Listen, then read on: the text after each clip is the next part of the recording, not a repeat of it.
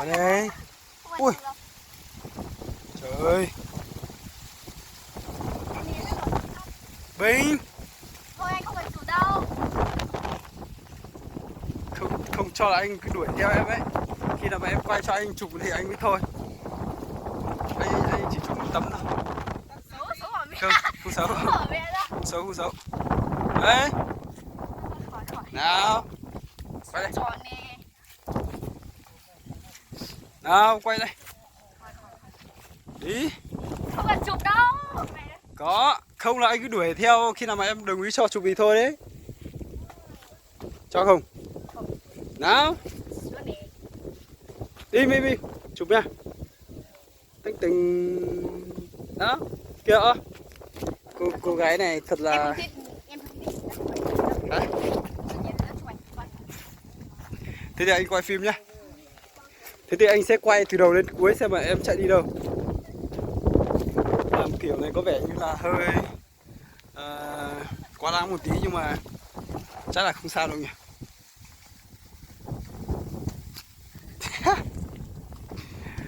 Xem mà chạy đi đâu.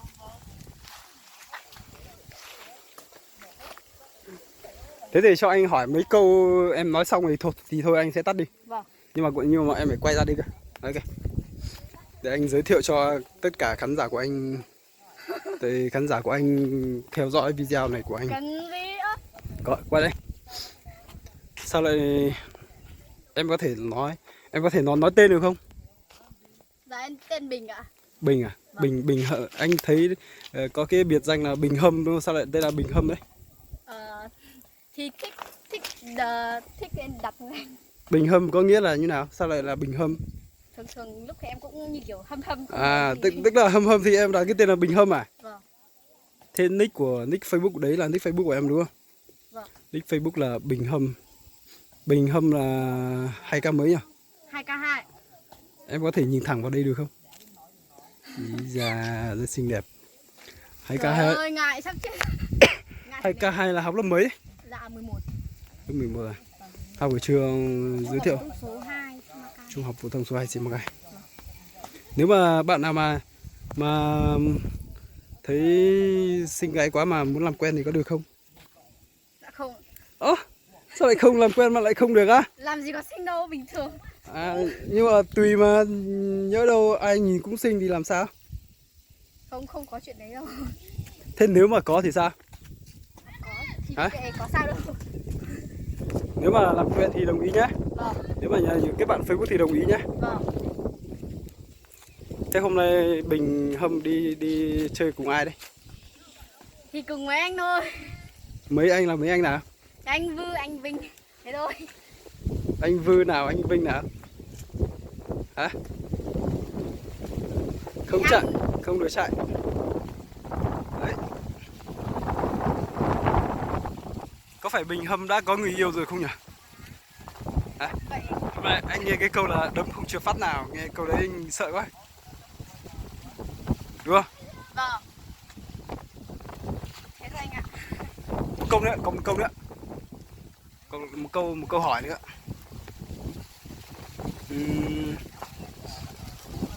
Câu gì nhỉ?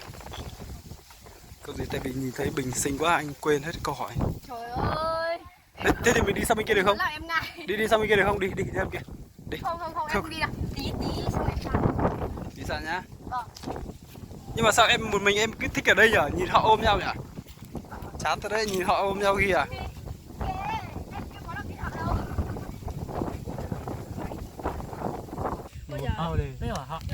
Uống đi nha. Hai giờ yêu hỏi đó. Yêu không? Bữa đi. Bật đi em. Bật đi. Nào, bia kìa, Bích. Coi hốt tay cái này. Quay đôi tình nhân kia. Quả áo thua này. Cái quả pop lót thua này. Giờ lấy blog thôi. Lớp lót thua hay là cho tình nhân tọt chữa. Ăn đi, cứ ăn đi. Mà đã uống bia đâu, mở bia uống đi nào. Nào. Thế mày. Mở đây Bích. Chạy tới trên phòng con này. Chỉ đúng là chỉ biết ăn thôi thật.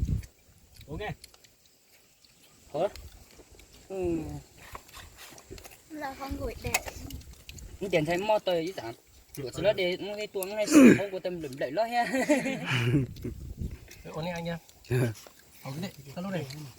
Đang cái hứng cả. Này tranh cho không khó đấy. Món bạn. Bình sinh ra chưa?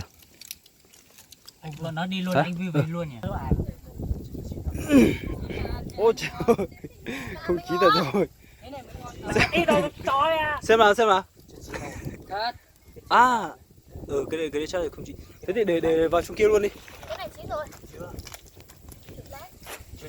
Em làm trên kia nó. Nếu mà không đủ thì chặt luôn cái chỗ chắc chắn ở bên cạnh em nữa nhá. Cái này chín rồi. Cái này chín rồi nhỉ. Chín rồi. Mẹ chín Rồi. rồi.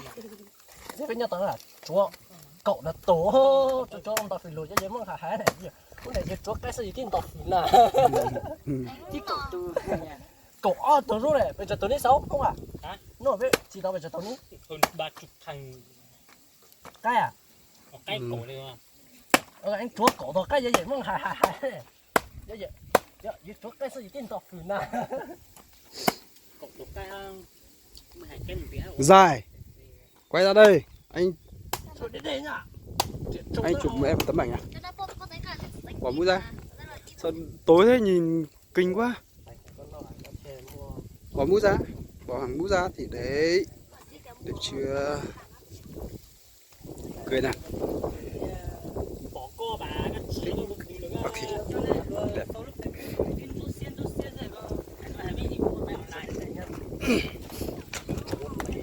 Đây. Mình vừa chặt vừa ăn. Mẹ lẽ ơi ta. Cái này như một con lợn vừa ăn như một con mèo. Ngon không em? Bích. Hả? Biết à? Chết ngày nào cũng đi nướng gà. không bọn mày cho thi hết. Xem cái trên kia cháy rồi đấy, bỏ ra đi. Khi xong phát thì mới than trở về nhà rồi bọn nó còn lâu mới ở lại nướng gà với mày nướng lợn với mày nữa. Nó thật luôn. Không.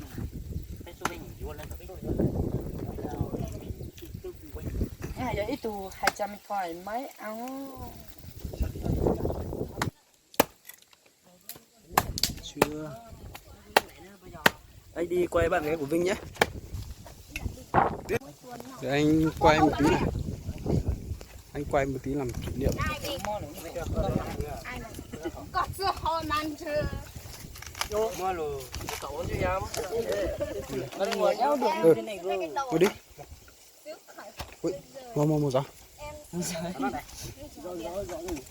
Ngồi đi Bình. Bình ngồi đi, ngồi chỗ đấy luôn. Ngồi đây, Bình. em dài ơi em dài cái đây tí còn anh vừa Không sao đâu, anh đứng quay phim cũng được. thôi anh đứng thế bọn em như nào Ôi tắt đi.